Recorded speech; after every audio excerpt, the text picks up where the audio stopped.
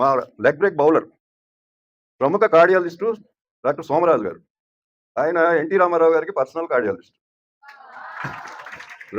తర్వాత ఇంకొక ఆయన మన ఇక్కడ మాంటిసోరి కోటేశ్వరమ్మ గారి అబ్బాయి. అతను మాకు మీడియం పేస్ బౌలరు, బ్యాట్స్‌మెన్. మాకంటే చాలా చిన్నాడు. 4 ఏళ్ళు, 5 ఏళ్ళు మాకు జూనియర్. అయినా మేమంతా క్రికెట్ టీమ్ గదా! అందరూ ఎరా ఎరా అనుకునే పరిచయం అనమాట ఫ్రెండ్స్.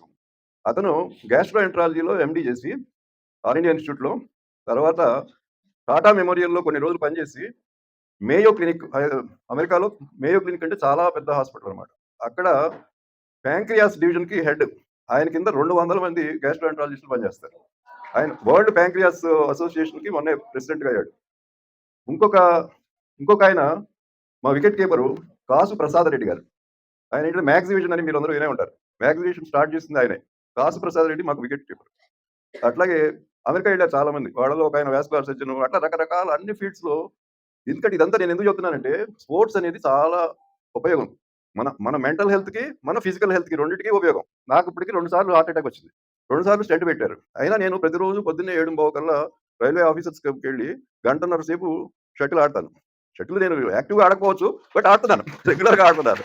అందుకనే నేను 2 సార్లు హార్ట్ అటాక్ వచ్చినా నేను ఐ యామ్ స్టిల్ ఫిట్ అని నేను అనుకుంటున్నాను. తర్వాత మా కాలేజీలో, మా క్లాస్‌లో టాప్ స్టూడెంట్స్ 10 మంది ఉండేవారు. ప్రైజ్ స్టూడెంట్స్ అన్నమాట. వాళ్ళకి ఇంక చదువు తప్పితే ఇంక వేరే ఇదేం లేదు. ఆ 10 మందిలో ముగ్గురు సూసైడ్ చేసుకొని చచ్చిపోయారు. రకరకాల కారణాలు. వాళ్ళేంటంటే డిఫీట్‌ని అసలు యాక్సెప్ట్ చేయరు. అన్నిట్లో వాళ్ళే ఫస్ట్ ఉండాలనుకుంటారు. అట్లాంటి వాళ్ళు జీవితంలో పైకి రాలేరు. స్పోర్ట్స్‌లో ఉంటే టీమ్ స్పిరిట్ వస్తుంది. గెలుపు, ఓటములు సర్వసాధారణం అనేది తెలుస్తుంది. అవతల వాడిలో మంచిని నువ్వు గుర్తించగలుగుతావు. అవతల ప్లేయర్ మంచోడైతే this is not a contact game. హాకీలాగా, ఫుట్‌బాల్ లాగా కొట్టుకోవడాలు అయ్యేవి ఉండవు.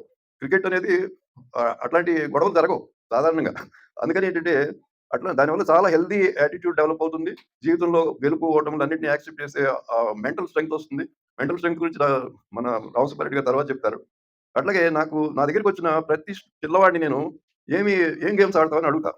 వాళ్ళు ఏయో పేర్లు చెప్తున్నారు. ఏంటయ్యా క్రికెట్టు, వాలీబాల్ ఇవి కాదంటే అయన్నీ వీడియో గేమ్స్ అంట. వాళ్ళకసలు క్రికెట్, వాలీబాల్, షటిల్ గురించి వాళ్ళకసలు తెలీదు. ఎందుకయ్యా అంటే మాకసలు స్కూల్‌లో ప్లే గ్రౌండ్స్ లేవండి. ఎవరు చెప్పేవాళ్ళే లేరు. నేర్పించేవాళ్ళు లేరని చెప్తున్నారు. ప్రస్తుతం ఉన్న పరిస్థితి అది. ఇంకా ఇట్లా చెప్పదలుచుకుంటే చాలా ఎందుకంటే నేను 50 ఏళ్ల నుంచి రకరకాల మనుషులతో నా కాంటాక్ట్ ఉంది కాబట్టి ఎన్నో చెప్పగలను. కానీ